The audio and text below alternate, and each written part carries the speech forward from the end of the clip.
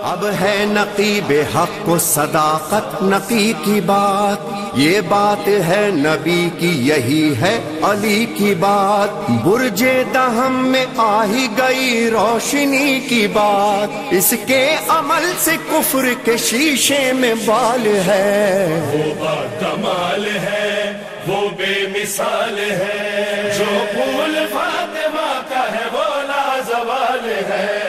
رسول اللہ کے 10ویں جانشین امام علی النقی الہادی علیہ الصلوۃ والسلام، اللہم صلی علی محمد وآل محمد، کے مولا کی جانب سے ملنے والے بے شمار ہدیوں میں سے 2 ہدیے بہت زیادہ قیمتی ہیں اور انہیں بار بار آج کے زمانے میں دہرانے کی ضرورت ہے، جب غلو و تقصیر یعنی غالی یا مقصر کسی کو قرار دینا، اس کی بحث اپنے پیک پر ہے سوشل میڈیا پر، اور شیعوں کے درمیان ہی آپس میں بحث بہت زیادہ ہو رہی ہے۔ اس زمانے میں بہت زیادہ ضروری ہے کہ خود احادیث امام کی طرف رجوع کیا جائے، اور اس میں امام علی نقی علیہ السلام کا کردار اتنا زیادہ اہم ہے کہ انہوں نے 2 ایسے قیمتی تحفے ہم اور آپ کو پیش کیے کہ اگر ہم اسے سمجھ جائیں تو پھر امامت کے بارے میں جو معرفت حاصل ہو ہی نہیں سکتی جب تک کہ کوئی ان دونوں سے نہ گزر جائے، اور امامت کی شناخت بقدر امکان جو بقدر انسانی ممکن ہے وہ ہو جائے گی، اور انسان کم سے کم اس غلوف کی لائن کو سمجھ جائے گا اور تقصیر کسے کہتے ہیں اسے سمجھ جائے گا۔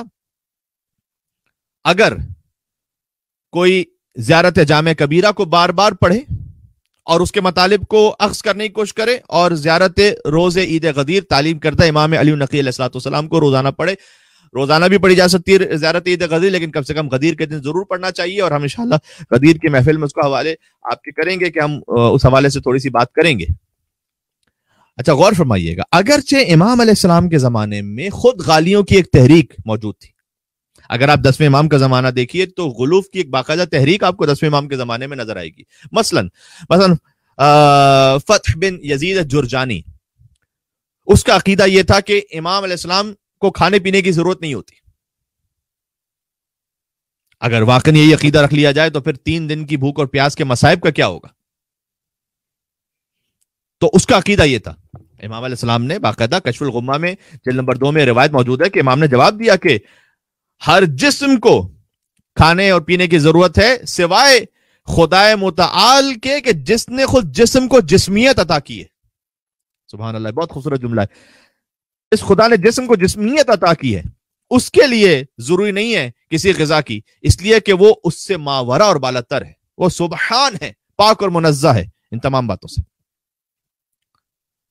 اس طریقے سے مثلا فارس بن حاتم ہے، احمد بن محمد سیاری ہے، عباس بن صدقہ ہے، ابو العباس طبرانی ہے، اس طرح سے ابو عبداللہ کندی ہے، ان سب کی مذمت فرمائی امام علیہ الصلوۃ والسلام نے کہ یہ سب غلو کی طرف جا رہے تھے۔ آپ ان میں سے ایک کی پوری تاریخ ہے۔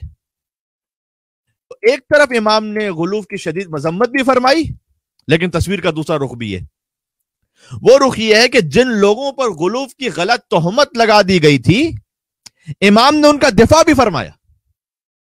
دیکھیں دونوں اپنے مقام پر اہم باتیں، ایک طرف سے یہ کہ غلوف کی مذمت بھی کی، اور زیارت جامع کبیرہ اور زیارت روز عید غدیر ان جیسی زیارات سے سمجھا دیا کہ دیکھو ہو سکتا ہے تم کسی بات کو غلوف سمجھ رہے ہو لیکن وہ عین ایمان اور عین حقیقت ہے، وہ غلوف نہیں ہے۔ ابھی میں کچھ ترجمہ آپ کی خدمت میں عرض کرتا ہوں۔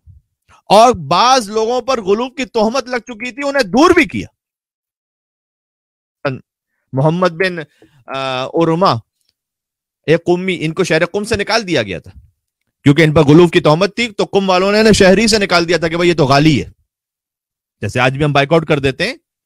تو امام نے باقاعدہ اہل قم کو خط لکھا کہ محمد بن ارما غالی نہیں ہے۔ رجال نجاشی صفحہ نمبر 329 پر امام کے خط کا تذکرہ موجود ہے۔ حتیٰ وہ محمد بن ارما کے جس کے لیے غلو کا شائبہ تھا اور تہمت لگانے لگے تھے لوگ، معجم رجال الحدیث کے جو معرکۃ الآراء کتاب حضرت آیت اللہ خوئی مرحوم و مغفور کی، اس میں وہ جلد نمبر 15 میں لکھتے ہیں کہ محمد بن ارما قابل اعتماد اور ثقہ راوی ہے۔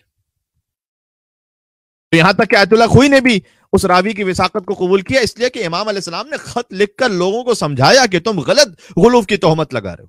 تو دونوں طرف سے باتیں ہمیں، ایک طرف سے یہ کہ جو غلوف کرنے والے ہیں ان کی مذمت بھی ہو، لیکن ایسا نہ ہو کہ ہم بلا وجہ کسی پر تہمت لگا دیں۔ تو امام علیہ السلام نے باقاعدہ رد فرمایا اچھا مثلا محمد بن عرما سے بے شمار روایات ہیں، کافی میں بھی روایات موجود ہے، جلد نمبر 1 میں موجود ہے کہ مثلا اس راوی نے امام علی نقی علیہ السلام سے روایت کی کہ امام علی نقی علیہ السلام یہ فرماتے ہیں کہ ابو عبداللہ جدلی وہ مولا کائنات امیر المومنین علی بن ابی طالب علیہ السلام کے پاس پہنچے اور امام علیہ السلام نے کہا کہ اے ابو عبداللہ کیا میں تمہیں خدائے متعال کہ اس قول کی جو قرآن میں آیت ہے کہ من جاء بالحسنہ فلہ خیر منہا، کہ جو نیکی لے کر آئے تو اس کے ساتھ ویسا ہی خیر اور احسان کیا جائے گا، اور وہ قیامت کے دن جہاں سب خوف میں ہوں گے وہ امن و امان میں ہوگا۔ ومن جاء بالسیئہ، اور اگر کوئی گناہ لے کر آئے فکبت وجوہہم فی النار، تو اسے منہ کے بل جہنم میں جھونک دیا جائے گا۔ اس آیت کا مفہوم بتاؤں؟ مولا کائنات نے کس سے پوچھا؟ ابو عبداللہ جدلی سے کہا کہ کیا تمہیں مفہوم میں پتہ ہے مفہوم اس کا؟ میں بتاؤں۔ یہ روایت کون کر رہا ہے؟ محمد بن عرما، جنہیں غلو کی تہمت سے گزرنا پڑا۔ کیوں؟ اس لیے کہ مثلا یہ روایت آپ سن لیجیے، امام نے کہا کہ کیا میں تمہیں بتاؤں کہ اللہ یہ کہہ رہا ہے کہ جو نیکی لے کر آئے گا وہ قیامت کے دن امن و امان میں ہوگا، جو گناہ لے کر آئے گا اسے منہ کے بل جہنم میں ڈال دیا جائے گا۔ سورہ نمل کی آیت نمبر 90 ہے یہ۔ مولا کائنات نے فرمایا کہ الحسنہ معرفت الولایہ، اس نیکی سے مراد یہاں پر ولایت کی معرفت ہے، جو ولایت لے کر آئے گا وہ قیامت کے دن امن و امان میں ہوگا۔ اور پھر امام نے آگے فرمایا کہ وحبنا اہل البیت، اور ہم اہل بیت کی محبت ہے اس نیکی کا مطلب۔ اور جو سیئہ ہے گناہ، کہ اگر کوئی گناہ کے ساتھ آئے گا منہ کے بل جہنم میں جائے گا، اس سے مراد انکار الولایہ، اس سے مراد ولایت کا انکار ہے۔ تم اسے فروع دین میں نہ لے کے جاؤ، یہ اصول دین کی بات ہو رہی ہے یہاں پر۔ اب چونکہ محمد بن عرما نے روایت نقل کر دی لہذا لوگوں نے غالی کہنا شروع کر دیا۔ بات واضح ہو رہی ہے؟ میں جملہ اس کرنا چاہتا ہوں، دشمنی جو ہے اپنی نصیریت تک رکھیے، اس کو بڑھا کر ہر اس خطیب تک نہ لے کر جائیے جو آپ کی مرضی کی مجلس سے نہ پڑھتا ہو۔ بہت اہم ہے، اور اس پر مزید بھی گفتگو ہو سکتی ہے، کبھی اور کروں گا انشاءاللہ آپ کی خدمت میں۔ غلو اور نصیریت تک اپنی مخالفت رکھیں، لیکن ہر وہ خطیب اور عالم کہ جو ہمارے مزاج کی مجلس نہ پڑھتا ہو یہ نصیری ہے، یہ غالی ہے، نہ لے کے جائیے۔ ہر اسٹیبلشمنٹ کے پاس کچھ کارڈ ہوتے ہیں، جیسے کہ اگر پاکستان میں کسی پہ کوئی الزام لگانا ہو تو کئی مرتبہ اسے کہہ دیا جاتا ہے کہ یہ انڈین ایجنٹ ہے۔ کیوں؟ اس لیے کہ اسے کسی معاملے میں پھنسانا ہے۔ اور اسی طریقے سے وائس ورثہ انڈیا میں اگر کسی کا کوئی پولیٹیکل معاملہ ہے، کوئی مذہبی معاملہ ہے، اس سے وہ پکڑا نہیں جا رہا، اس پہ الزام لگا دیتے ہیں کہ بھئی یہ پاکستان کا ایجنٹ ہے۔ تو ہر ایک کے پاس کہیں نہ کہیں کوئی کارڈز ہوتے ہیں کھیلنے کے لیے۔ اب وہ زندگی پر صفائی دیتا پھرے کہ میں ایجنٹ نہیں ہوں، ہوتا ہے نا اس طریقے سے۔ کئی مرتبہ توہین رسالت کے قانون پر بھی پاکستان میں ایسا ہوتا ہے کہ بھئی دو افراد کا ذاتی معاملہ تھا، ایک نے دوسرے پر توہین رسالت کا الزام لگا دیا، اب وہ زندگی پر اپنی جان بچاتا پھرے اس لیے کہ کہیں نہ کہیں کوئی اس کو قتل کر دے گا، اور صفائیاں دیتا پھرے کہ نہیں میں رسول اللہ کا ماننے والا ہوں۔ اسی طریقے سے غلو اور نصیریت کا کارڈ کبھی یوز ہوتا ہے۔ جو عالم ہمارے مطلب کی بات نہ کر رہا ہو، ہمیں پسند نہ ہو، کہیں سے گھما پھرا کر کبھی اس کے کچھ ایسے کلپس نکال کر کے جو سیاق و سباق سے ہٹ کر ہو، اس پہ غلو اور نصیریت کا الزام لگا دو۔ اب وہ زندگی پر صفائی دیتا پھرے کہ نہیں بھائی میں علی اللہ نہیں کہتا، میں علی ولی اللہ کہتا ہوں۔ جو سلام کے بعد بھی یہ علی مدد کہے، فرض کیجئے میں فقط سلام کہتا ہوں السلام علیکم، لیکن اگر وہ کہہ دیتا ہے السلام علیکم یا علی مدد، تو میں کہہ دیتا ہوں وعلیکم السلام مولا علی السلام مدد۔ اس میں نصیریت کہاں سے آ گئی؟ آپ کو اس کے ذاتی فعل پر اختلاف ہو سکتا ہے، لیکن نصیریت کہاں سے آ گئی جو علی ولی اللہ کہنے والا ہے؟ تو غلو اور نصیریت سے ہمیں بچ کے بھی رہنا ہے۔ ساتھ میں اگر کسی پر غلط تہمت ہے تو نہ صرف یہ کہ خود غلط تہمت نہیں لگانی، بلکہ اگر غلط تہمت لگا دی گئی ہے امام نے دفاع فرمایا کہنا۔ اور انہی حالات میں جب غلو و نصیریت کی بحث ہو رہی تھی، سبحان اللہ، امام نے زیارت جامع کبیرہ بھی تعلیم دے دی۔ ہو سکتا ہے کہ کوئی اپنے عقل سے سوچتا کہ کاش امام کسی اور زمانے میں زیارت جامع کبیرہ تعلیم فرما دیتے کہ کہیں ان نظریوں کو یا ان غالیوں کو موقع تو نہ مل جاتا۔ امام نے کہا نہ، ہم اپنے فضائل کے بیان پر کوئی کمپرومائز تھوڑی کریں گے۔ اور تم سمجھو کہ غلو کیا ہے، زیارت جامعہ سے سمجھو کہ غلو کیا ہے. زیارت جامعہ کا کوئی عادی ہو جائے سبحان اللہ اسے 1000 شہیدوں کا ثواب ملتا ہے.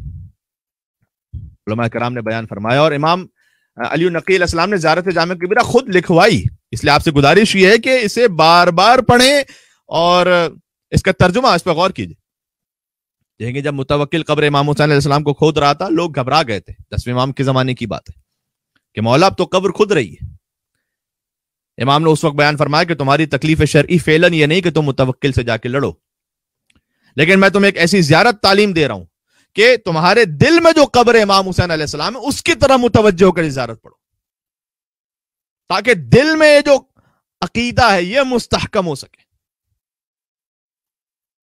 قبر امام حسین علیہ السلام کو اگر وہ نقصان بھی پہنچائے گا وہ پھر آباد ہوگی، لیکن اگر دل کا عقیدہ اس کی بنیاد کمزور پڑ گئی تو پھر ایمان نہیں سنبھل پائے گا. اس لیے زیارت جامع کبیرہ پڑھو.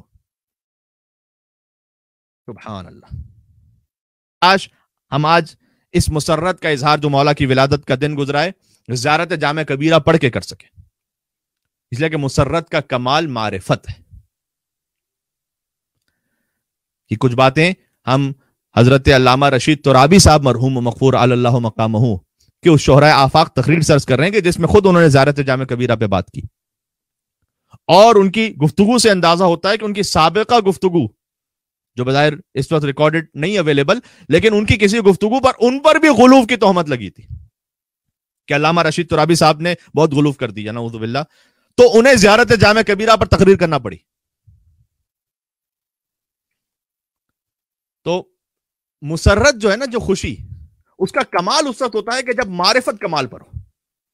معرفت کو بڑھانا امام کی، آئیے زیارت جامع کبیرہ پڑھیں. مسرت عقلی کیا ہے؟ کسی معمے کا حل ہو جانا. عید عقلی کیا ہے؟ کسی چھپی ہوئی بات کا کھل کر ظاہر ہو جانا. آپ پر بہت سے چھپے ہوئے راز آشکار ہو جائیں گے اگر آپ زیارت جامع کبیرہ پڑھیں گے.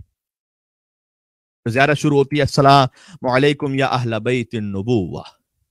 امام جعفر صادق علیہ السلام فرماتے ہیں کہ سلام اللہ کے ناموں میں سے ایک نام ہے، لیکن یہ وہ رحمت ہے کہ جو اس نے اپنے بندوں کو عطا کی ہوئی ہے، اور اسے عطا کر کے بندوں کو آزمایا ہے کہ کون اس سلام کے لفظ کو صحیح استعمال کرتا ہے. یعنی لفظ بدل دوں، کون استحقاق رکھنے والی شخصیات کو علیہ السلام کہتا ہے. سبحان اللہ. امام نے فرمایا السلام علی محل معرفت اللہ.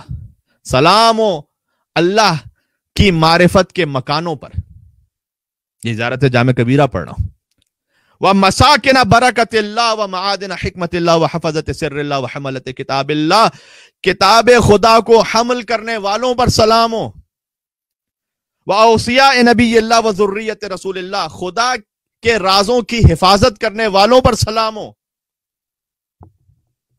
یقین جانیے آج کتنے سو کالڈ شیعہ ایسے ہوں گے جن کے سامنے اگر یہ کلام پڑھ دیا جائے نا امام کا فقط نام لیے بغیر، ہو سکتا ہے وہ غلو یا نصیریت کا فتویٰ دے دیں کہ اللہ کے راز کی حفاظت کرنے والے کیا مطلب؟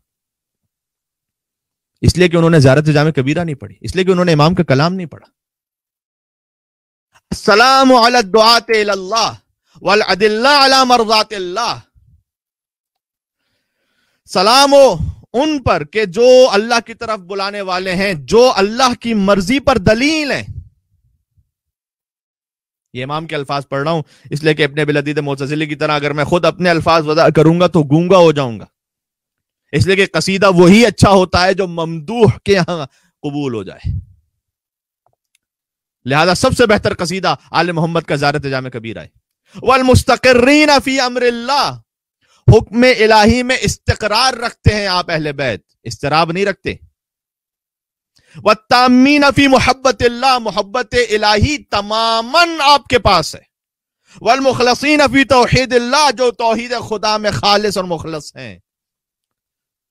درمیان سے پڑھ رہا ہوں اب. القوامون بامر العاملون بارادت الفائزون بکرامت اصطفاکم بعلم وارتضاکم لغیبہ. خدا کے امر کو قائم کرنے والے ہیں آپ. العاملون بارادت، ارادہ اس کا، عمل آپ کا. الفائزون بکرامت، اس کی بزرگیوں پر فائز ہیں. استفاکم بعلم، اللہ نے آپ کو مصطفیٰ کیا ہے اپنے علم سے. وارتضاکم لغیب، اور مرتضی کیا ہے اپنے غیب سے.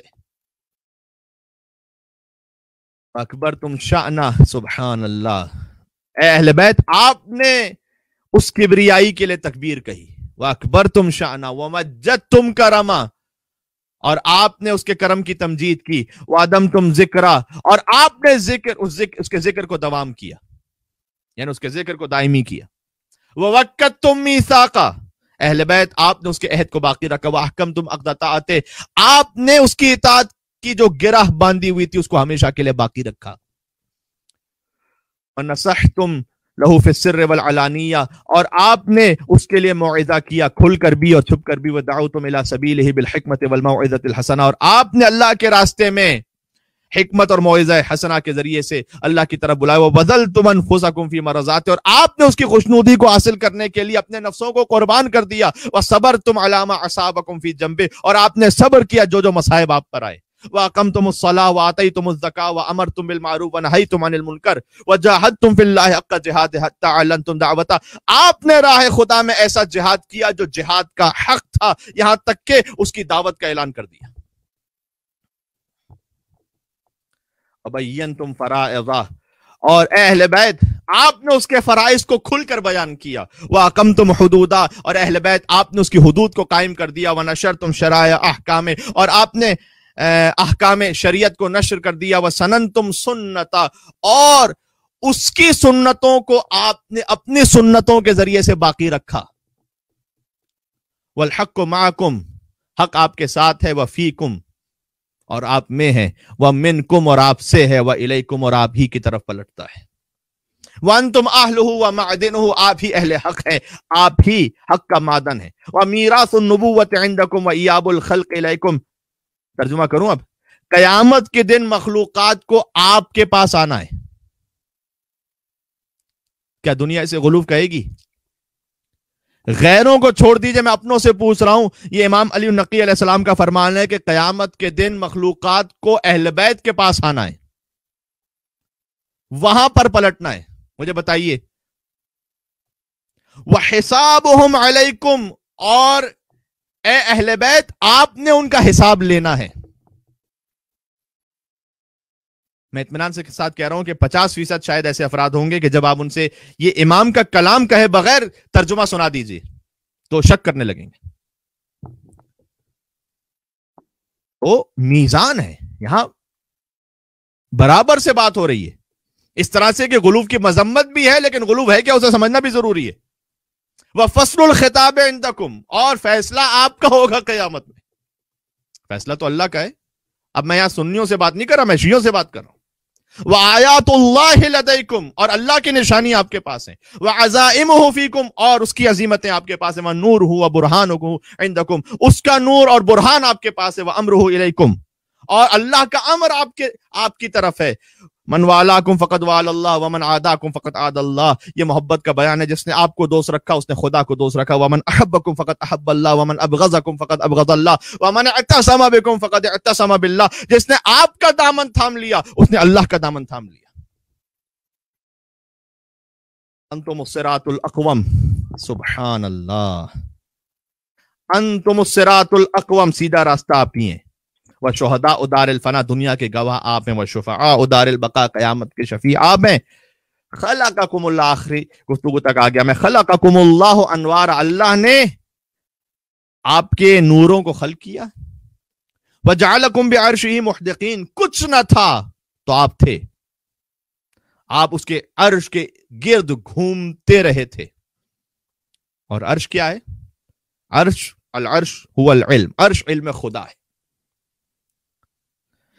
حتی من علینا بکم، یہاں تک کہ اللہ نے ہم پر یہ احسان کیا، فجعلکم فی بیوت اذن اللہ ان ترفع ویذکر فی اسمہ، کہ اللہ نے اس نور کو منتقل کرتے کرتے ان مکانوں میں رکھ دیا جن مکانوں کو بلند ہونے کی اجازت ملی تھی، جن کا ذکر بلند کرنے کی اجازت ملی تھی، وجعل صلاتنا علیکم وما خصنا به من ولایتکم طیبا لخلقنا، اور اللہ نے ہم پر یہ احسان کیا کہ ہمارا آپ پر درود بھیجنا ہماری ولادت کی طہارت کا باعث بن گیا،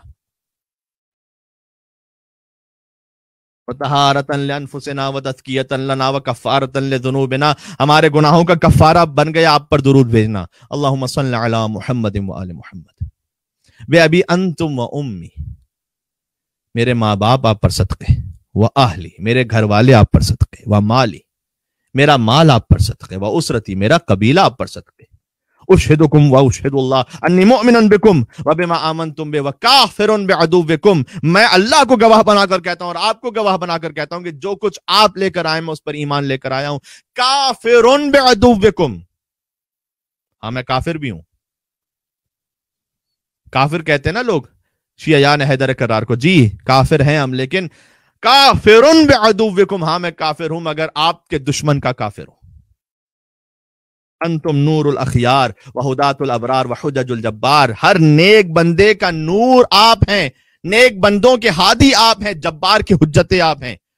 اور اس کے بعد امام علی نقی علیہ السلام کی زبان مطہر سے جملہ جاری ہوا، بکم فتح اللہ وبکم یختم، یہیں پہ بات ختم کروں گا۔ اللہ آپ سے ابتدا کرتا ہے اور اللہ نے آپ ہی پر ختم کرتا ہے، گویا اللہ نے آپ سے ابتدا کی ہے، اللہ آپ ہی پر ختم کرے گا۔ بتلائیے کیا یہ فضائل سب کو ہضم ہو پاتے ہیں؟ نہیں۔ لہذا حضور نے فرمایا تو کنت نبیا وآدم بین الماء والطین، میں اس وقت نبی تھا کہ جب آدم پانی اور مٹی کے درمیان تھے۔ یہاں امام نے زیارت جامع کبیرہ میں کہا بکم فتح اللہ، اللہ آپ سے ابتدا کرتا ہے۔ اور جب کسی نے میرے مولا علی علیہ السلام کے سامنے کہا کہ آپ کے بھائی رسول اللہ یہ کہا کرتے تھے کہ کنت نبیا وآدم بین الماء والطین، میرے مولا نے دفعتاً جواب دیا کہ ہاں، اور میں یہ کہتا ہوں کنت ولیا وآدم بین الماء والطین، اللہ اکبر، میں اس وقت بھی ولی تھا کہ جب آدم بنے نہیں تھے، پانی اور مٹی کے درمیان تھے، میں ولی تھا، یعنی میں مولا تھا۔ جملہ کہنے لگا ہوں، علی مولا پہلے سے ہیں، غدیر میں نبی نے مولا بنایا نہیں ہے، غدیر میں نبی نے مولا دکھایا ہے۔ ظاہر ہے کہ امام بارگاہ میں گفتگو ہو رہی ہوتی تو کسی اور ہی شان و شوکت کے ساتھ ہو رہی ہوتی، بہرحال اب اپنے کمرے اور حجرے سے ہی بات ہو رہی ہے، لیکن آپ قبول فرمائیں گے وہ بکم ینزل الغیث، کتنا آگے پڑھتا چلا جاؤ، آپ ہی کی وجہ سے اللہ ابر برساتا ہے، وہ بکم ینفس الہم ویکشف الضر، کہ بلائیں دور ہوتی ہیں آپ کی وجہ سے، بیماریوں کو شفا ملتی ہے، اے اہل بیت آپ کی وجہ سے، واشرقت الارض بنورکم، اور زمین روشن ہے آپ کے نور کی وجہ سے، وفاز الفائزون بولایتکم، کامیاب ہونے والے کامیاب ہیں آپ کی ولایت کی وجہ سے، ذکرکم فی الذاکرین، آپ کا ذکر کرنے والوں کی زبانوں پر ہے، واسماؤکم فی الاسماء، آپ کے نام سب ناموں میں ہیں، آپ کے نام سبھی ناموں میں ہیں۔ اس کی تشریح پھر کبھی اور صحیح، لیکن اتنا ضرور ہے کہ حضور نے علی ابن ابی طالب علیہ السلام سے کہا تھا کہ کنت مع الانبیاء سرا ومعی جہرا۔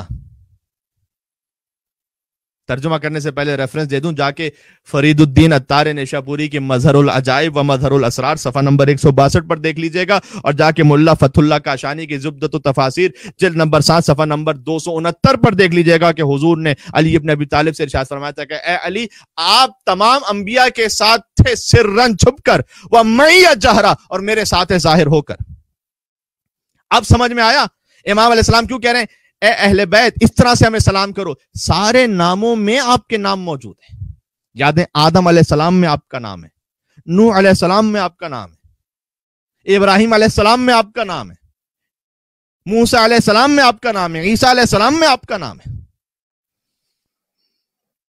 وارواحکم فی الارواح وانفسکم فی النفوس واثارکم فی الاثار وقبورکم فی القبور۔ زیارت آگے بڑھتی ہے اور آگے آنے والے کسی نہ کسی سلسلے میں اور مزید اس کو عرض کرنے کی کوشش کروں گا۔ اللہ سبحانہ و تعالی ہمیں غلو و نصیریت سے بچا کر رکھے اور ساتھ میں تقصیر سے بچا کر رکھے،